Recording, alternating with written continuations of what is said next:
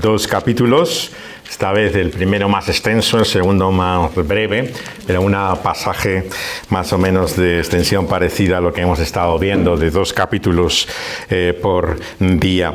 Vamos al capítulo 9 de Esther, que comienza así diciendo: En el mes 12º, que es el mes de Adar, a los 13 días del mismo mes, cuando debía ser ejecutado el mandamiento del rey y su decreto, el mismo día en que los enemigos de los judíos esperaban enseñorearse de ellos, sucedió lo contrario. Porque los judíos se enseñorearon de los que los aborrecían. Los judíos se reunieron en sus ciudades en todas las provincias del rey Asuero para descargar su mano sobre los que habían procurado su mal.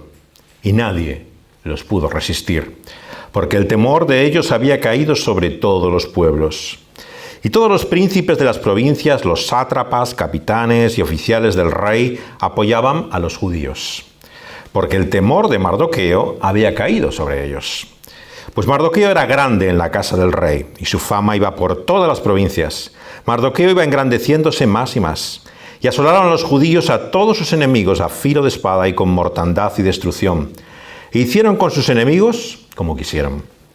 En Susa, capital del reino, mataron y destruyeron los judíos a 500 hombres. Mataron entonces a Parsandata, Dalfón, Aspata, Porata, Dalía, Aridata, Parmasta, Arisai, Aridai y Baizata, 10 hijos de Amán, hijo de Hamedata, enemigo de los judíos. Pero no tocaron sus bienes. El mismo día se le dio cuenta al rey acerca del número de los muertos en Susa, residencia real. Y dijo el rey a la reina Esther en Susa, capital del reino: los judíos han matado a 500 hombres y a 10 hijos de Amán. ¿Qué habrán hecho en las otras provincias del rey? ¿Cuál pues es tu petición y te será concedida? ¿O qué más es tu demanda y te será hecha? Y respondió Esther: si place al rey, concédase también mañana a los judíos en Susa que hagan conforme a la ley de hoy y que cuelguen en la horca a los 10 hijos de Amán. Y mandó el rey que se hiciese así. Se dio la orden en Susa y colgaron a los 10 hijos de Amán. Y los judíos que estaban en Susa se juntaron también el 14 del mes de Adar y mataron en Susa a 300 hombres, pero no tocaron sus bienes. En cuanto a los otros judíos que estaban en las provincias del rey, también se juntaron y se pusieron en defensa de su vida. Y descansaron de sus enemigos y mataron de sus contrarios a 75,000, pero no tocaron sus bienes. Esto fue en el día 13 del mes de Adar y reposaron en el día 14 del mismo. Y lo hicieron un día de banquete y de alegría. Pero los judíos que estaban en Susa se juntaron el día 13 y el 14 del mismo mes. Y el 15 del mismo reposaron. Y lo hicieron día de banquete y de regocijo. Por tanto, los judíos aldeanos que habitan en las villas y muro hacen a los 14 del mes de Adar el día de alegría y de banquete, un día de regocijo, y para enviar porciones cada uno a su vecino. Y escribió Mardoqueo estas cosas y envió cartas a todos los judíos que estaban en todas las provincias del rey Asuero, cercanos y distantes, ordenándoles que celebrasen el día 14 del mes de Adar y el 15 del mismo cada año, como días en que los judíos tuvieron paz de sus enemigos, y como el mes que de tristeza se les cambió en alegría y de luto en día bueno, que los hiciesen días de banquete y de gozo, y para enviar porciones cada uno a su vecino, y dádivas a los pobres. Y los judíos aceptaron hacer, según habían comenzado, lo que les escribió Mardoqueo. Porque Amán, hijo de Hamedata, Agageo, enemigo de todos los judíos, había ideado contra los judíos un plan para destruirlos, y había hecho pur, que quiere decir suerte, para consumirlos y acabar con ellos. Mas cuando Esther vino a la presencia del rey, él ordenó por carta que el perverso designio que aquél trazó contra los judíos recayera sobre su cabeza, y colgara a él y a sus hijos en la horca. Por esto llamaron a estos días Purim, por el nombre de Pur, debido a las palabras de esta carta y por lo que ellos vieron sobre esto y lo que llegó a su conocimiento, los judíos establecieron y tomaron sobre sí, sobre su descendencia y sobre todos los allegados de ellos, que no dejarían de celebrar estos 2 días, según está escrito, tocante a ellos conforme a su tiempo cada año.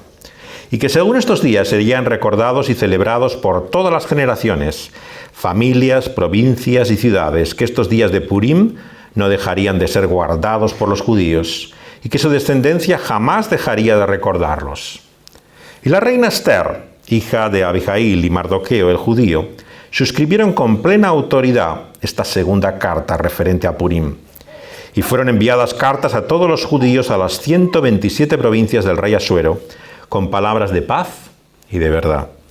Para confirmar estos días de Purim en sus tiempos señalados, según les había ordenado Mardoqueo, el judío, y la reina Esther, y según ellos habían tomado sobre sí, sobre su descendencia, para conmemorar el fin de los ayunos y de su clamor. Y el mandamiento de Esther confirmó estas celebraciones acerca de Purim, y esto fue registrado en un libro. El rey Asuero impuso tributo sobre la tierra y hasta las costas del mar, y todos los hechos de su poder y autoridad y el relato sobre la grandeza de Mardoqueo con que el rey le engrandeció. ¿No está escrito en el libro de las crónicas de los reyes de Media y de Persia? Porque Mardoqueo el judío fue el segundo después del rey Asuero, y grande entre los judíos, y estimado por la multitud de sus hermanos, porque procuró el bienestar de su pueblo y habló paz para todo su linaje.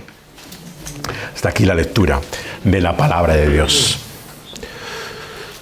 Como las mejores historias, el final es sorprendente. Hoy se habla con frecuencia de spoilers, lo que antes decíamos destripar, contarte el final de la historia, ¿no?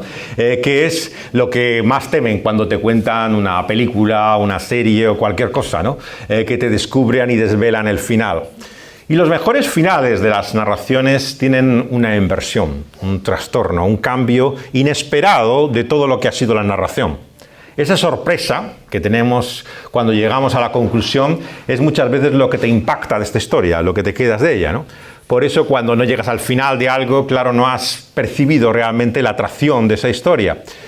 Esto no es así con todas, pero sí también, como vemos en las historias bíblicas, en las cuales hay esta sorpresa de una inversión, de un trastorno.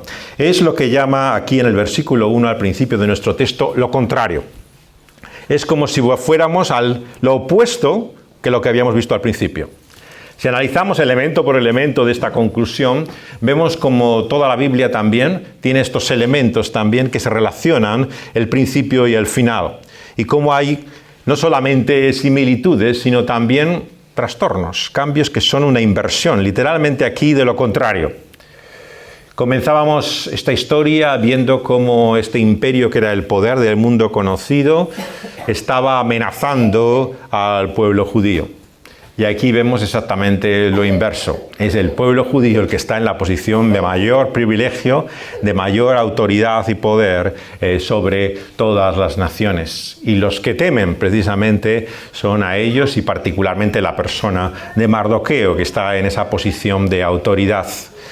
En esta inversión que vemos de la historia, contemplamos también la realidad, ¿no? De lo diferente que acaban las cosas de lo que empiezan. De alguna manera dicen que los relatos son o bien tragedias o comedias en la clasificación tradicional de géneros literarios. Bueno, nuestra historia sería una tragedia, desde luego, para Amán, ¿no? Y todos aquellos que representaban la oposición a los judíos. Pero diríamos que para Esther y Mardoqueo era una comedia. Bueno, no calificaríamos a comedia la mortandad que viene a continuación. Desde luego parece poco cómico. Nuestro sentido y sensibilidad contemporánea tiene dificultad con este final, como muchas historias bíblicas que encontramos no solo en el Nuevo Testamento, sino al final mismo de la Biblia, en la Revelación y Apocalipsis.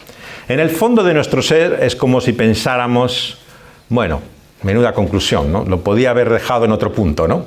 Nos hubiéramos quedado mejor. De alguna manera vemos que estamos influenciados durante generaciones de pacifismo que nos han dejado incómodos, ¿no? Ante el espectáculo de la guerra y de la violencia que hay, y francamente no resulta para nuestro paladar, ¿no? Muchos de estos relatos, ¿no? El hecho de ver todo lo que ocurre, ¿no? No solo contra Amán, sino sus 10 hijos, ¿no? El contemplar cómo estas matanzas, ¿no? Incluían, aunque nuestro relato no especifica, ¿no? A mujeres y niños que, aunque no tomaran su botín, ¿no? Son sacrificados en esta muerte, realmente nos parece que no es algo tan maravilloso y admirable. Y en este sentido, tenemos que llegar al final de nuestra historia a entender lo distinto que es realmente la percepción de la historia que Dios nos muestra, que la que tenemos muchas veces nosotros. ¿Es esta matanza un acto de venganza del pueblo judío con sus enemigos? ¿O es simplemente un acto de realismo por el cual podían asegurar finalmente que se preservaba esa tranquilidad que habían alcanzado? Yo lo que os sugiero en esta última mañana es que no es ni una cosa ni la otra.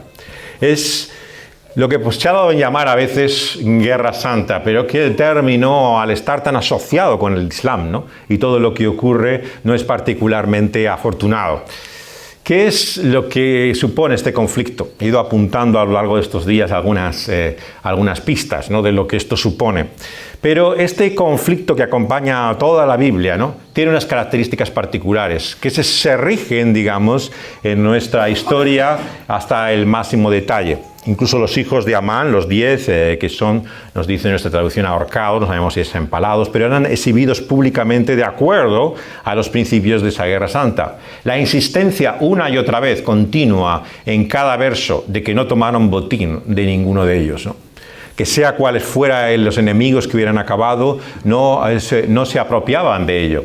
Claro, todo estas eran ordenanzas, leyes que vienen desde el principio en que Dios manda, digamos, el principio de guerra o conflicto, ¿no?, contra toda esa realidad que Él declara como anatema. Este término técnico, digamos, del Antiguo Testamento que viene relacionado con la Guerra Santa, es clave para poder entender su sentido, ¿no? La declaración de anatema nuevamente la asociamos, claro, con el Islam y sus anatemas y todo lo que en la historia otras religiones, ¿no?, y poderes han podido usar como término. Pero, ¿de qué se trata finalmente esto?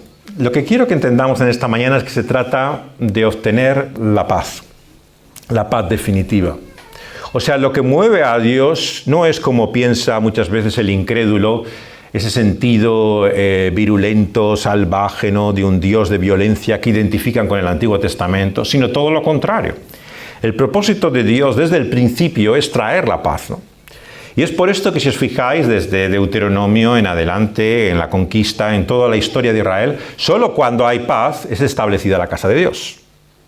La razón probablemente por la que David no puede establecer el templo no es porque se hubiera manchado las manos de sangre, como sugiere literalmente la expresión, sino sencillamente porque no había la paz para edificar la casa de Dios, ¿no? O sea, de alguna manera es como cuando oramos por la iglesia perseguida, que si Dios permite que tengan por lo menos la tranquilidad, ¿no?, para poder servir y adorar a Dios, ¿no? O sea, este es el fin y el propósito de todo este conflicto, ¿no?, el obtener la paz.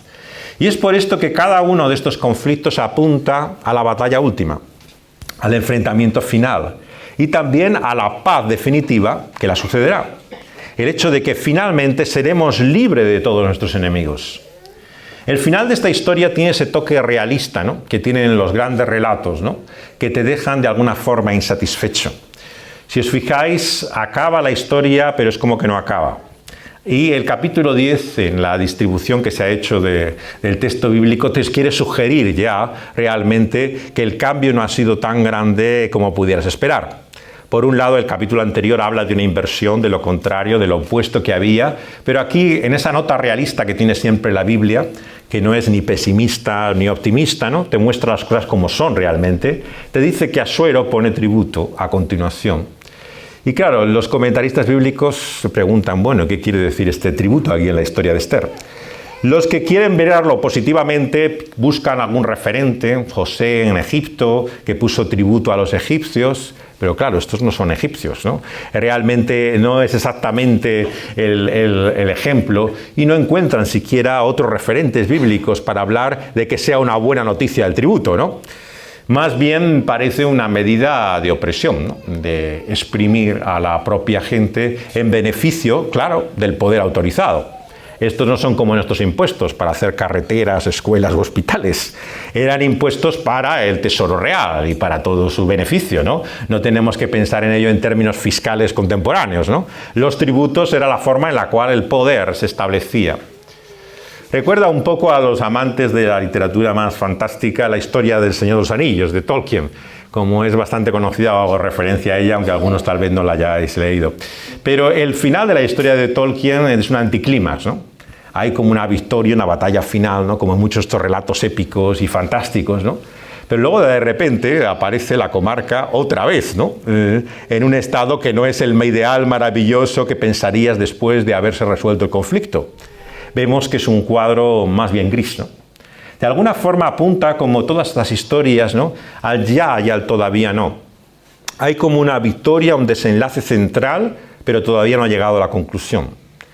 Y es ese periodo de tiempo en el cual Dios en su providencia ha querido que vivamos.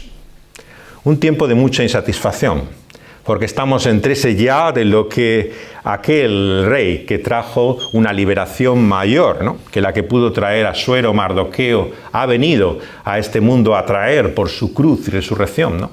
Y el todavía no, de ese triunfo que no ha traído todavía la paz completa y plena que esperamos todavía hoy.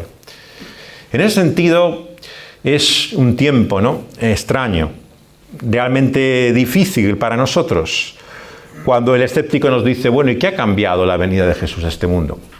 Sí, claro, nos esforzamos en decir que ahora hay más hospitales, más conciencia del cuidado de la humanidad, que hay derechos humanos y todas estas cosas, ¿no? Pero la realidad es que cuando analizamos el Imperio Romano, como queda después de la venida de Jesús, no vemos tan objetivamente en la historia ese cambio que han querido encontrar los cristianos en su mejor perspectiva. Hay transformaciones, hay cambios, pero desde luego no es el mundo que esperamos y el que desearíamos que hubiera. Y en ese sentido, una y otra vez nos encontramos con esa perplejidad, ¿no? ¿Qué propósito tiene esa venida y ese triunfo y esa salvación de Cristo en medio de la historia cuando todavía no vemos claramente sus beneficios? Claro, esto no es una pequeña objeción, es la de los judíos de los tiempos de Jesús y sus apóstoles. Claro, ¿qué pensaban aquellos hebreos? Por supuesto que ellos creían en la resurrección. Sin duda, vemos que a diferencia de tantas otras religiones, ellos no pensaban en la inmortalidad del alma como simplemente la liberación del cuerpo, ¿no?, y poder perdurar de alguna forma espiritualmente. Ellos esperaban realmente una tierra nueva, una vida resucitada de continuidad con aquel que había muerto y que volvía a la vida de esta forma. Pero como aquella amiga de Jesús ante la tragedia de la muerte de Lázaro, le dice, sí, yo también sé que un día los muertos resucitarán, ¿no? Pero qué buena noticia es eso para mí ahora, ¿no?, que tengo que vivir sin Lázaro. Desde luego no le parecía mucho consuelo. Pero este era precisamente el problema de la mayor parte de los judíos, entonces como hoy. Claro, qué buena noticia es un cristianismo que anuncia la resurrección de uno en medio de la historia, que se levanta de los muertos, que hace cosas maravillosas, pero que la historia sigue igual que estaba. Claro, la resurrección en la mentalidad judía es la transformación de todas las cosas, es la renovación del mundo. Nada vuelve a ser igual. Cuando se espera la resurrección de los muertos, se espera el juicio, el triunfo de la justicia y finalmente que desaparezca todo mal de la faz de la tierra. Claro, esto no ha venido por el Mesías que es Jesús, dicen ellos. ¿Cómo puede ser este realmente el esperado, ¿no?, cuando el mundo continúa como está hoy? Entendemos, claro, el escepticismo con el cual gran parte de los contemporáneos y compatriotas, ¿no?, de aquellos primeros apóstoles, ¿no?, y del propio Señor Jesucristo recibían su mensaje, ¿no? No entendían realmente qué esperanza era para nosotros la resurrección. Sin embargo, nosotros a este lado de la cruz y de la tumba vacía, podemos mirar con Pedro con una perspectiva diferente de las cosas y entender que lo que tenemos por la obra de Cristo es una esperanza viva por la resurrección de Jesucristo de los muertos. Fijaos que el mensaje cristiano está anclado en la historia, en un hecho, en el tiempo, en el espacio. Nunca debemos hablar de nuestra esperanza solamente en términos subjetivos. Sí, yo tengo esperanza porque creo en Dios y le siento dentro de mí. Claro, esta es la forma en la que en la espiritualidad muchas veces se expresa. Pero el mensaje cristiano se basa en la buena noticia de hechos, cosas ocurridas, acontecimientos producidos en la historia, en el tiempo y en el espacio que nada puede cambiar y que están ahí. Y esos hechos son como el ancla, ¿no?, en el cual se sostiene nuestra vida, de tal forma que si estos hechos fueran falsos, ¿no?, dice el apóstol Pablo en 1 Corintios 15, que si Cristo realmente no resucitó, entonces los que somos dignos de conmiseración somos nosotros, porque hemos perdido la vida. Ha sido realmente inútil y vana nuestra esperanza, porque finalmente nada de lo que pensamos y creemos ocurrió realmente. Para muchos esto es la debilidad del cristianismo. Claro, si os fijáis, cualquier religión se basa de alguna forma en su mensaje. Claro, no importa al fin y al cabo que Buda se muriera de una indigestión. ¿Qué me importa? Lo que importa es la senda que la apuntó. Claro, ¿qué importa que el Islam haya cometido errores? Lo que importa realmente es el camino del Islam, el que apunta el Corán. O sea, ¿de qué sirven las críticas que puedas tener sobre la historia o el origen o la fundación de una religión? Lo importante es su mensaje, ¿no? ¿Qué más nos da que el gobierno tibetano sea un gobierno patriarcal y sin derechos humanos? Lo importante es la espiritualidad tibetana. Me da igual lo que hagan realmente en el Tíbet, ¿no? Esta es la visión que la gente tiene de la religión. O sea, por supuesto que todos tienen miserias y vergüenzas. Nadie es perfecto, ¿no? Pero lo importante es si realmente te sirve a ti ese mensaje y tiene realmente utilidad para ti. Pero el cristianismo, vemos, es totalmente diferente a cualquier otras visiones de la espiritualidad. No se basa en el sentido pragmático, ¿no?, de la utilidad, del sentido de beneficio que uno percibe, sino la verdad de estos hechos. Lo que una y otra vez se registra como en esta historia, ¿no?, es la verdad de lo que ha ocurrido. Por eso es que no podemos desligar el mensaje de la historia. Claro, fue el error de muchos teólogos. Dijeron, sí, el mensaje de la resurrección es el mejor mensaje. Es la esperanza de renacimiento, de una nueva vida, de no perder nunca el ánimo, sea cual sea el desánimo. Pero, claro, ¿qué mensaje hay cuando no hay hecho? Si la resurrección no ocurrió, si realmente no fue, como nos dicen muchas veces, un hecho biológico, que realmente el cuerpo volviera a la vida del mismo Jesús, ¿no? Dice el apóstol Pablo claramente que esto no es nuestra esperanza. Claramente entendemos entonces que Dios ha unido su salvación a la historia. Y no podemos separarla de ella. Lo que ocurrió y la realidad de sus hechos tenemos que poder mantenerlos, ¿no?, para poder recibir la esperanza de todo esto. Y esto lo recordaban por medio de celebraciones, de fiestas. Aquí tenemos la institución, tal vez, de una de las más populares dentro del judaísmo, el Purim, ¿no?, que, como se explica en el propio libro, su origen tiene que ver con el Pur, las suertes que se echaron, ¿no?, y la fiesta que celebra esa liberación del pueblo judío hasta el día de hoy, ¿no?, que es una de las fiestas judías. Claro, esta celebración, si os fijáis, es permanente, como los edictos de persas y medos, nuevamente la inversión. Antes eran las leyes del imperio las que perduraban, y ahora es la fiesta que Dios ordena, la que perdura y la que ha de mantenerse generación tras generación. Todos los elementos de nuestro texto tienen como un referente de contraste, ¿no?, con lo que había. Claro, el problema con las fiestas muchas veces es la manera en que las experimentamos o las vivimos. Cuando tienes problemas en la vida, ¿no?, cuando te golpea duramente y te encuentras en medio de una tragedia, no es difícil volverse a Dios. Estás desesperado, ¿no? Incluso el no creyente, el más grande ateo, invoca su nombre, ¿no?, cuando se ve absolutamente sin ninguna salida, ¿no?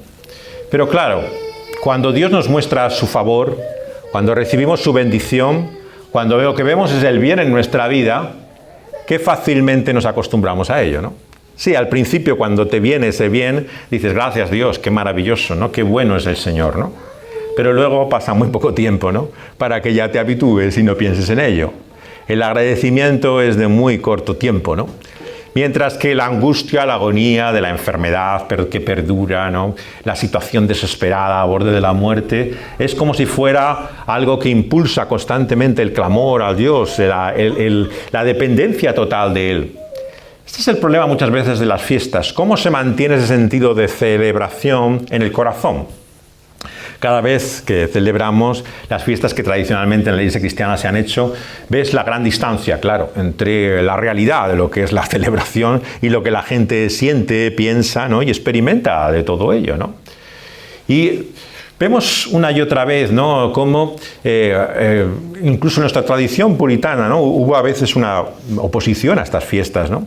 No porque estuvieran en contra de la fiesta en sí, esto es un malentendido con frecuencia de los puritanos, ¿no?, que eran los grandes aguafiestas de la historia, ¿no?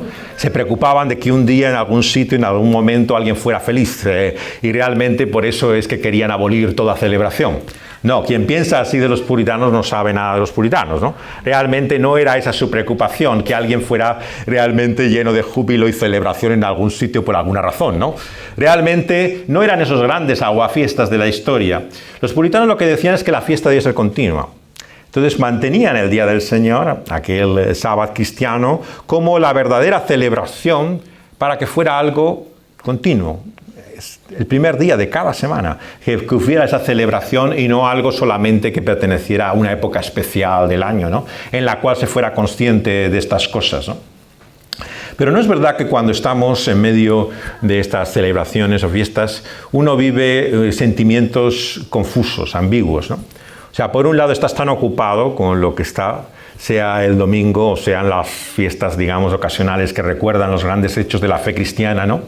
Uno está con la mente de tal forma en la actividad, ¿no?, que muchas veces podemos decir que hay muy poco realmente de esa conciencia, ¿no?, de lo que se está celebrando, de lo que se está haciendo, ¿no? Y es porque, en cierta forma, todas estas celebraciones, como las que el Señor manda a su pueblo, tienen un carácter acusatorio.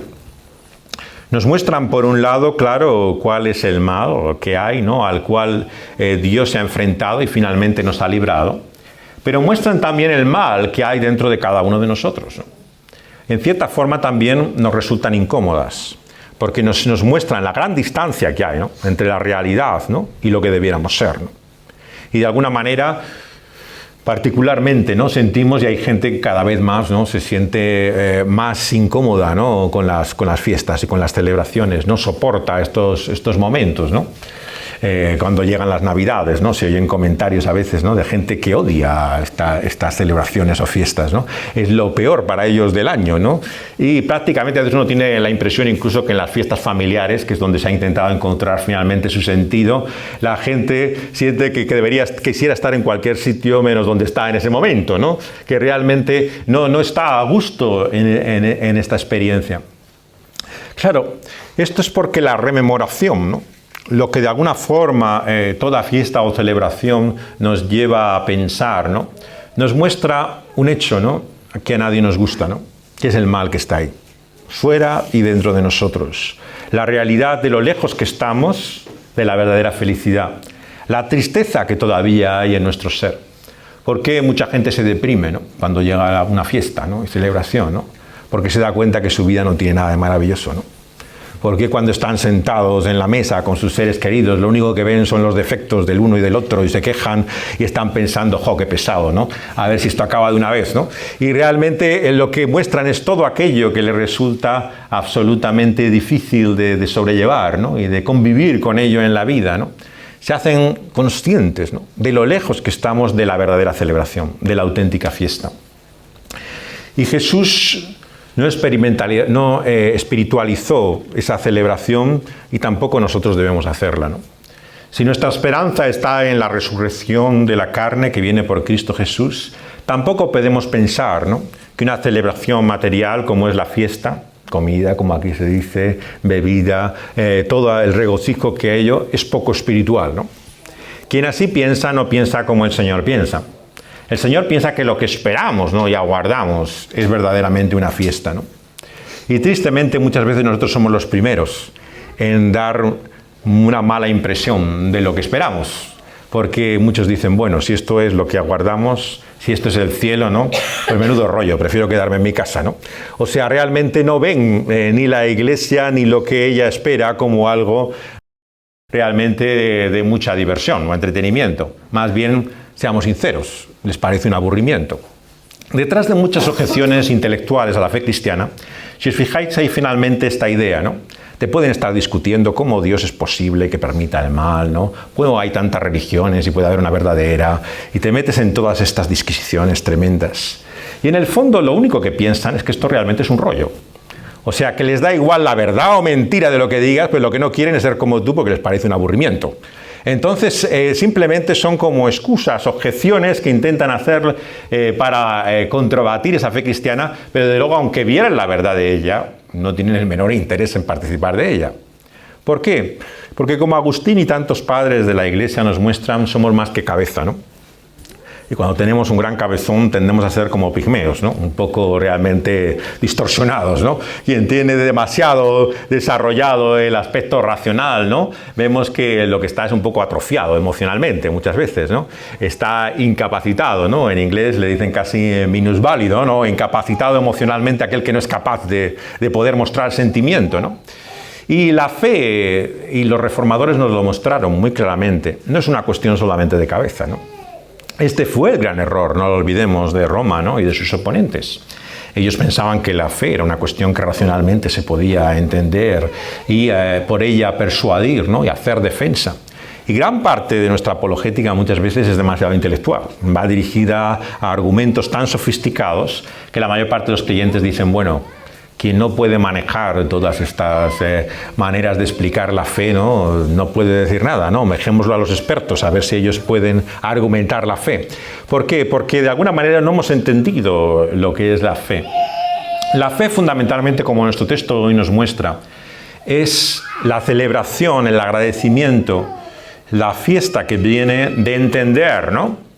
Que alguien, otro que tú, Cristo Jesús, ¿no? Ha vencido a todos tus enemigos, ha acabado con todos tus males, y que por lo tanto el descanso al cual una y otra vez aspiras y buscas y aguardas, ¿no? Viene por otra persona y no por tus propios esfuerzos, ¿no? Es por eso que fue un día de reposo lo que el Señor instituyó.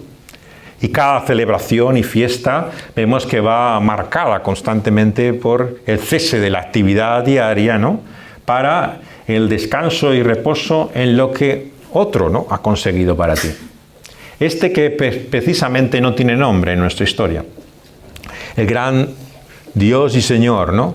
Que no se menciona siquiera en ninguno de los pasajes, ni siquiera cuando llega la celebración o la fiesta, ¿no? Encontramos regocijo o gozo en el Señor. Cuando lo comparáis con otras partes del Antiguo Testamento es lo que te choca del libro que hemos estado viendo, ¿no? Claro, es como si estuviera exactamente todo lo mismo, pero faltara, ¿no? El elemento, ¿no? Por eso hacía la comparación de Holmes y el perro que no ladró, ¿no? Es como la clave de la historia. Lo que está silenciado es precisamente lo que es la respuesta a todo este enigma. Porque es todo tan parecido realmente a lo que se cuenta en otras historias de la Biblia, pero falta lo más importante, Dios. Su nombre no es mencionado, no hay una invocación a Él, no hay un clamor a Él. O sea, literalmente viven como en un ateísmo práctico. O sea, podían creer en ese Dios, pero ni siquiera le llaman por su nombre, ¿no? Y esto nos muestra también a nosotros en este libro, no lo lejos que estamos de los días de Esther, ¿no? Sino cómo vivimos en medio de ellos, ¿no? Vivimos también en una tierra ajena, exiliados, ¿no? Y nos hemos acostumbrado tanto a este mundo, ¿no? Que hemos silenciado el nombre de aquel que es su autor, del que da sentido y nos da la vida cada día. Y tendemos a pensar que la vida es como es, ¿no? Más allá de que exista ese Dios o el relojero que ha puesto en marcha el mecanismo de este mundo, ¿no? Y que podemos vivir, existir de alguna forma sin Él, ¿no? Y es solo cuando nos vemos en apuros y en necesidad, ¿no? Que invocamos su nombre. Pero incluso como en esta historia, el pueblo ni siquiera su nombre es mencionado. Por sí mismo intentan buscar esa salvación y solución a su problema. Y todos somos conscientes de esa manera, ¿no? En cómo hemos comprometido nuestra fe. Hemos participado de esta forma, de esta vida y este mundo, ¿no? Que hemos silenciado la realidad de lo que es nuestra única esperanza, ¿no? Y de esa manera, ¿no?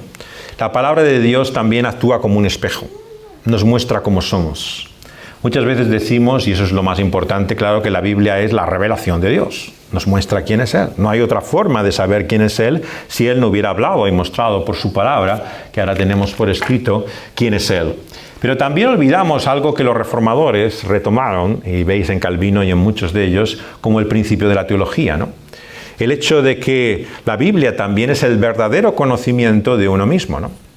Como comienza así sus instituciones de la religión cristiana, ¿no? Nos muestra la realidad, ¿no?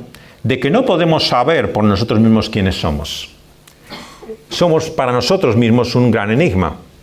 intentamos buscar nuestra identidad a lo largo de los años de la vida, pero finalmente, ¿qué sabemos de nosotros? Nos sorprendemos cómo reaccionamos cuando llega el problema, cuando llega la crisis, ¿no? Y te preguntas, ¿cómo es posible, ¿no?, que haga esto, ¿no? A veces te avergüenzas, ¿no?, de los pensamientos que tienes en la cabeza, ¿no? ¿Cómo puedes pensar esto, ¿no? ¿De dónde te ha venido semejante idea, ¿no? Y dices, pero si ese no soy yo. O sea, realmente nuestros deseos parecen muchas veces en conflicto, ¿no?, con nuestra mente y con nuestra voluntad. Y nos convertimos en un enorme rompecabezas, ¿no?, que parece que no tiene sentido, ¿no? Y esta es la realidad, como dijimos, que el pecado ha traído a nuestro mundo, ¿no? El que ni vemos, ni entendemos, ni conocemos, ni experimentamos las cosas como debiera ser. Y la Biblia nos da esa luz también en pasajes y libros como este para entender la realidad de nosotros mismos, para descubrir quiénes somos, más allá de nuestras ilusiones, de las ideas que nos hagamos de quiénes quisiéramos ser. Nos muestra la dura realidad, ¿no?, de la vida misma. Y por eso es que la Biblia no acaba como el cuento de Érase una vez en un mundo de nunca jamás, ¿no? Acaba con el mundo como el mundo es, con el emperador Asuero poniendo tributos sobre todo el imperio, y nuestro texto acaba, francamente, ¿no?, diciendo que Mardoqueo procuró el bienestar de su pueblo y habló paz para su linaje. Pero esas fueron sus intenciones, ¿no? Realmente lo que el mundo fue a partir de entonces no era muy distinto a lo que era antes, incluso con Mardoqueo en el poder. Claro, esta ha sido la gran decepción de muchos que pensaban que la solución era más creyentes que estuvieran en el mundo activos y presentes. Y piensan en muchos países donde la Iglesia ha crecido que esto va a ser asombroso, ¿no? Va a ser el paraíso en la tierra, ¿no? Ahora están estos hombres en responsabilidad, ahora, digamos, hay una influencia real, esto no va a haber quien lo reconozca.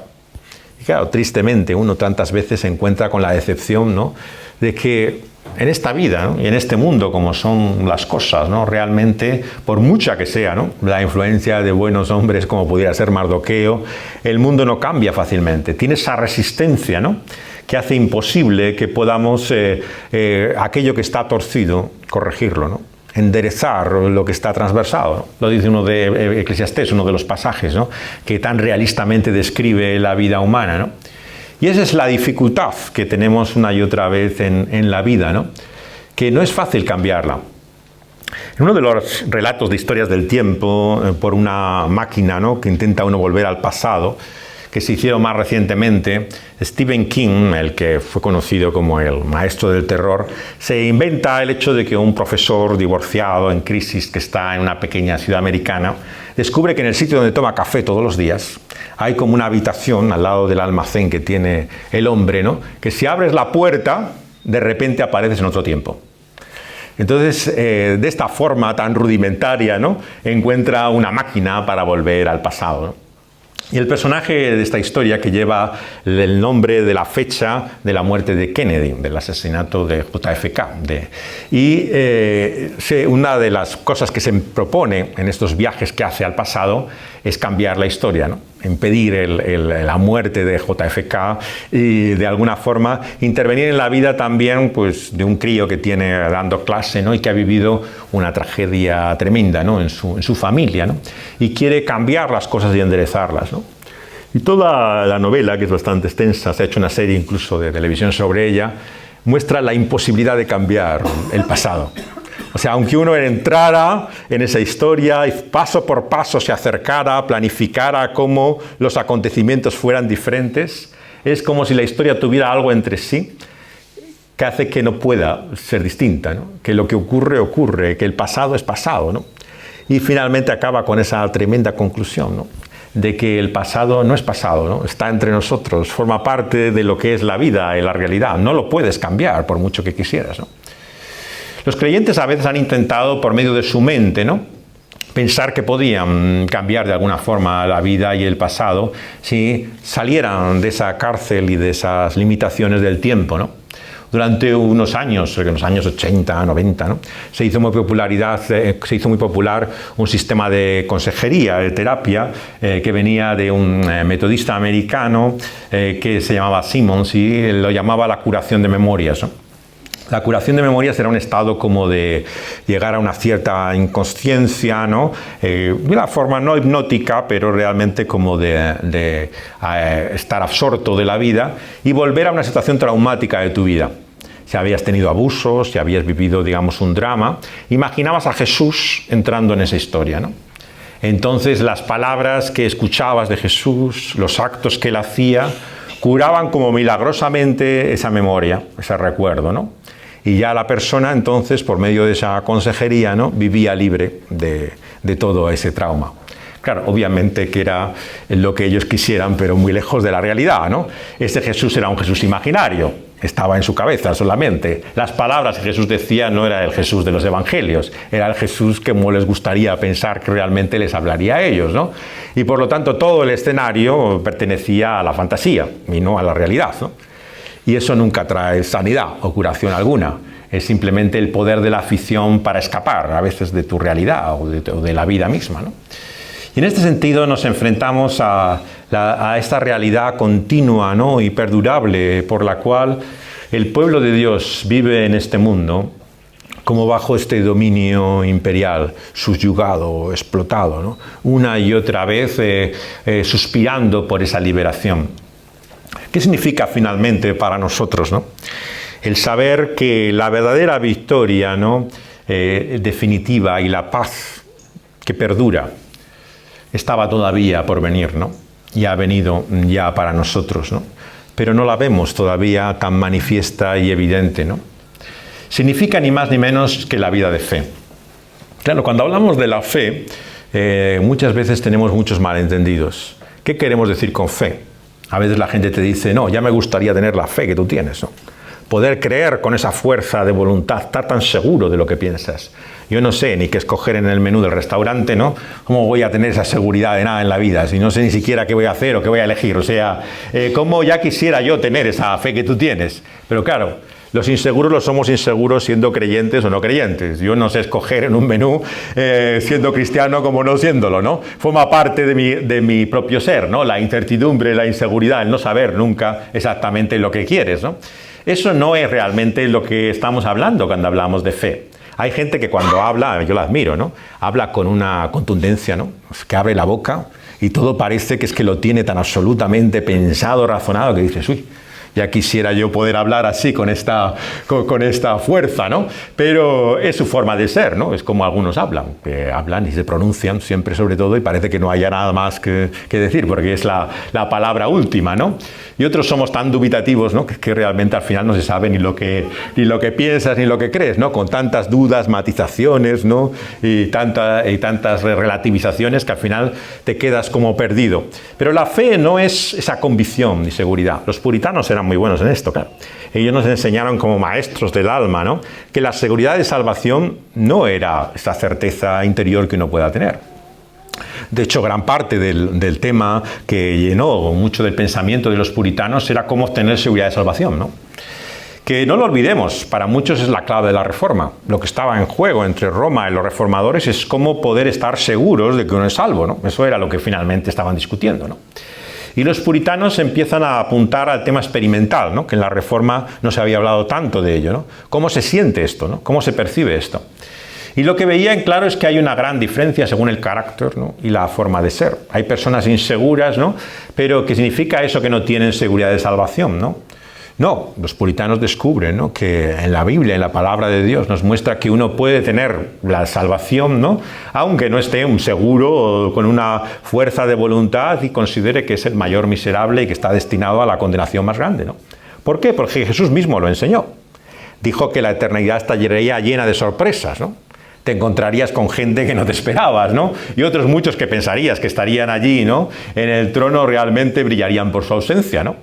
¿Por qué? Porque no depende de lo que nosotros percibimos o entendemos, ¿no?, que es la salvación, ¿no?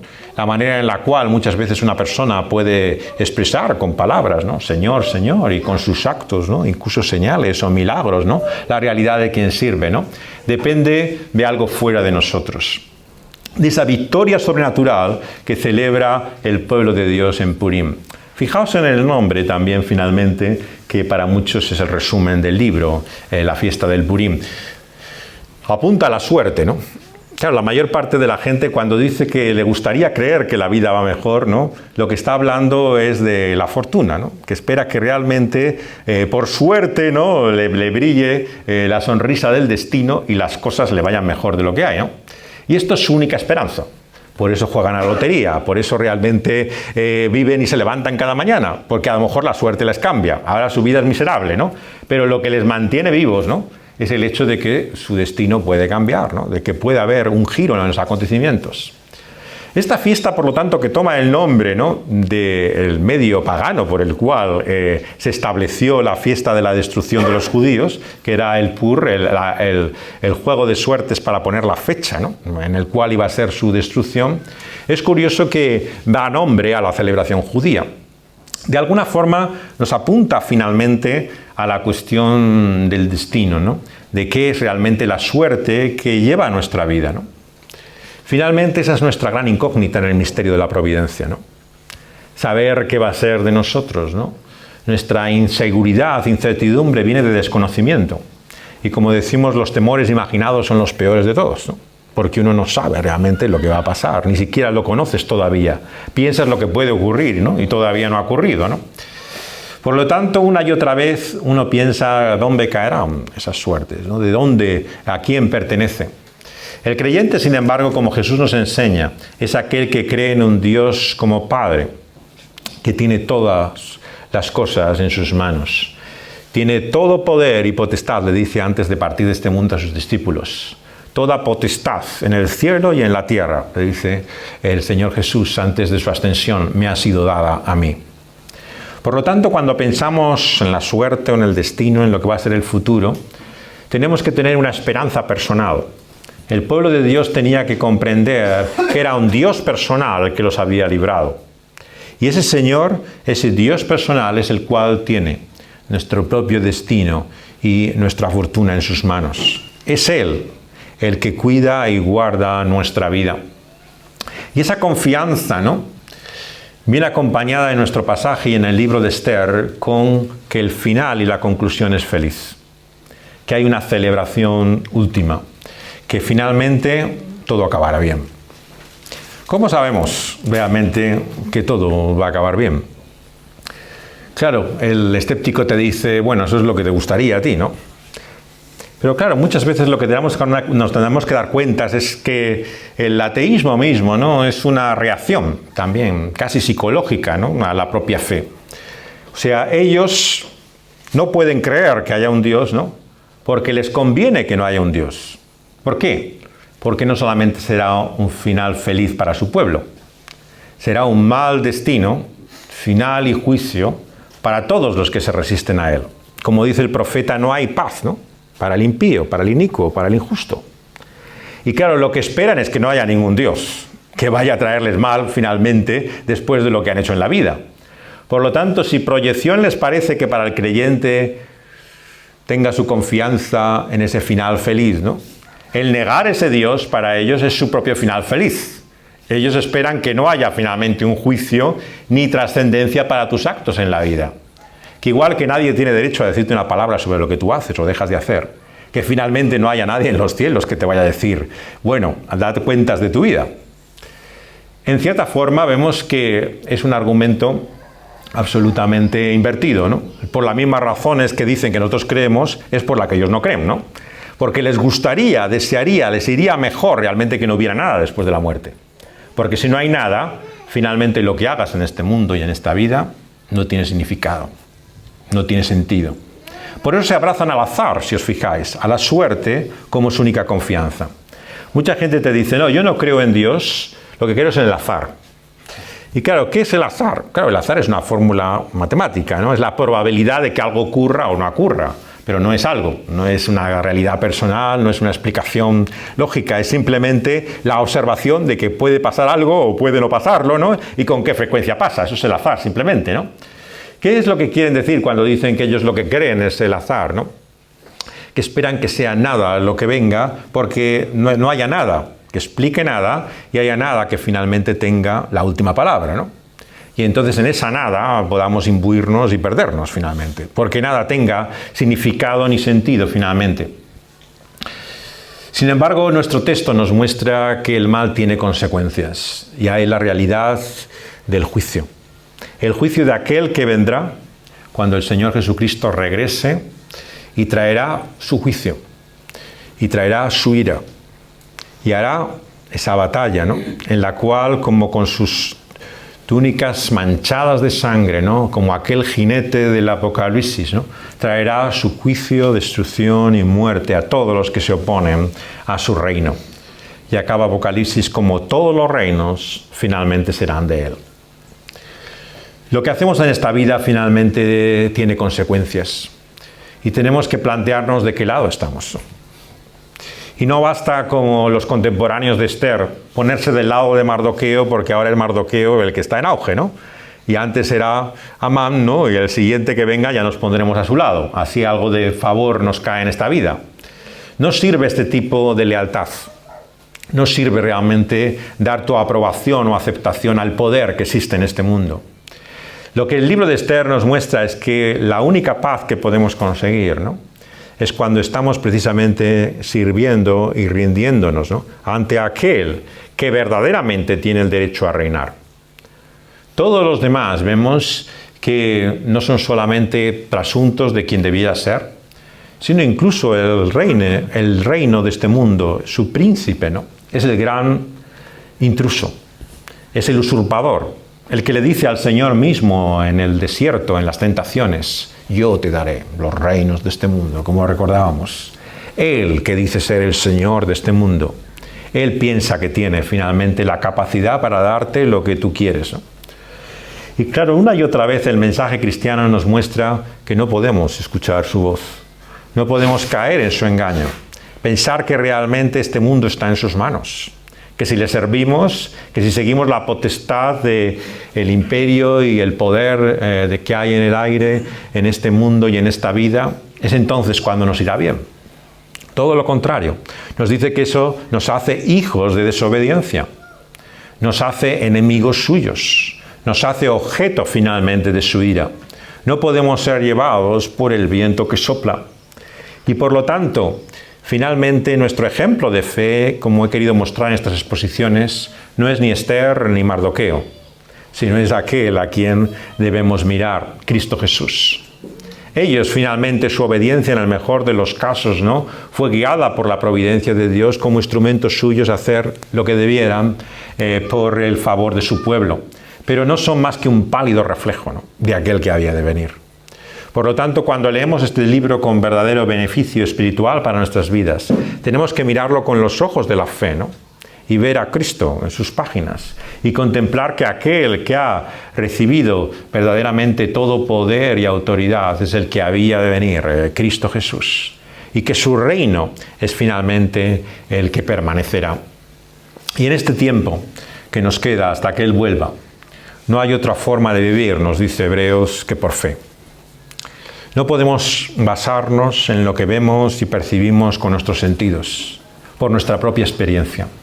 La Biblia por eso nos llama a dudar tantas veces, ¿no?, de lo que nosotros percibimos como cierto, como si sea eso lo definitivo. No como que no sea real, lo que vivimos, percibimos y experimentamos es tan real como Esther nos muestra, pero lo que creemos es realmente que hay otra realidad, la que ha de venir, la de ese reino que viene por medio de la persona del Señor Jesucristo eternamente. Y por eso debemos clamar con su iglesia, como al final de la revelación, que no solamente que venga tu reino, sino ven, Señor Jesús, ven. Porque cuando Él venga es cuando haya paz.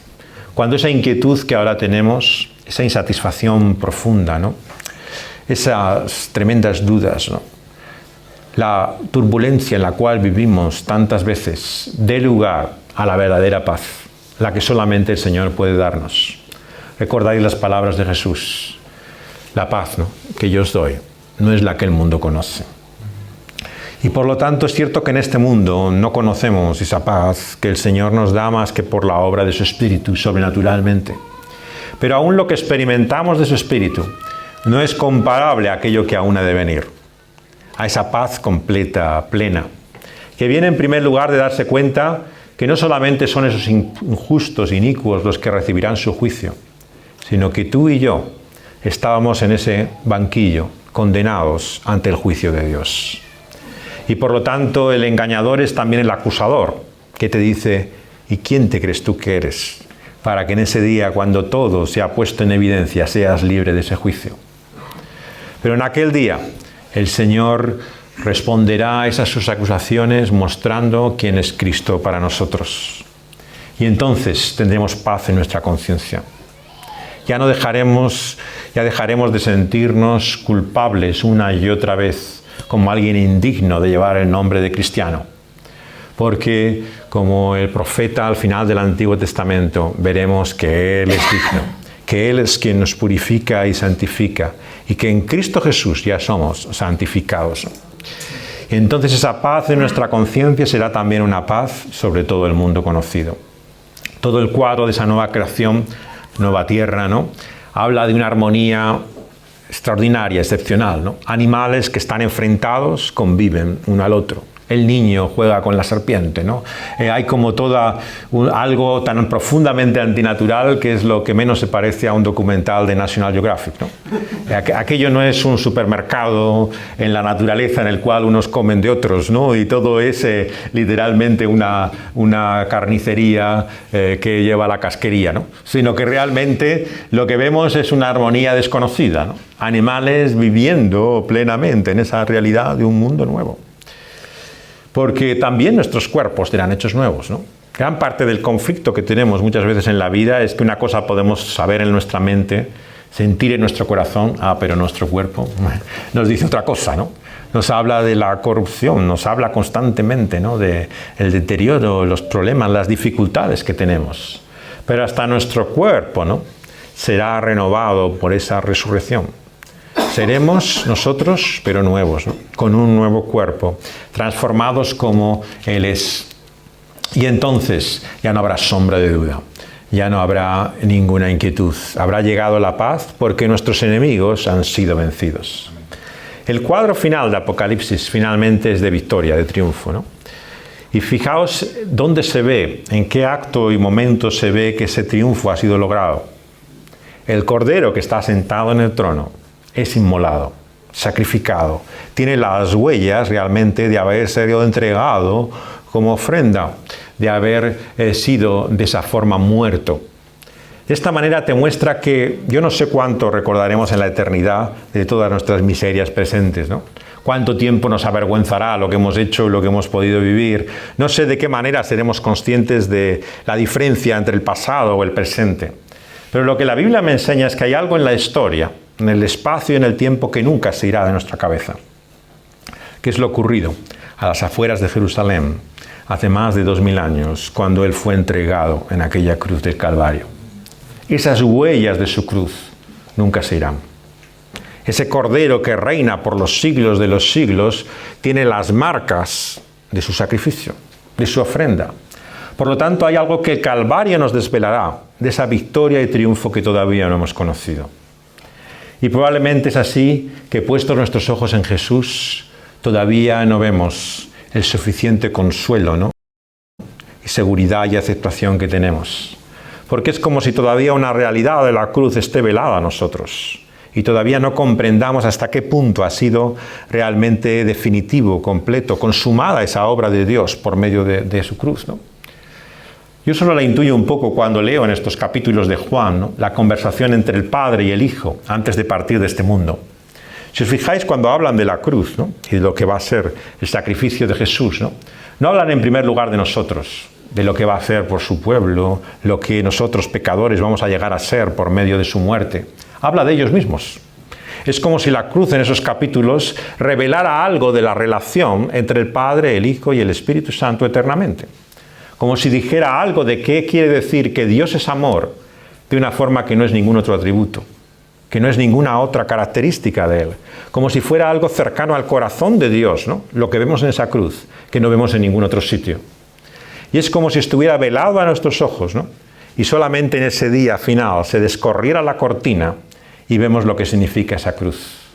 Lo que significa verdaderamente que Dios es amor, que Dios nos acepta, que su sacrificio es completo, que Él se entrega hasta el final por nosotros y que nada, como dice el apóstol, absolutamente nada, ni la vida ni la muerte, ni principados ni potestades, ni lo visible ni lo invisible, nada, ni tribulación, ni angustia, ni enfermedad te podrá separar de ese amor, porque Dios no te puede amar más de lo que te ha amado en esa cruz, ni te va a amar menos.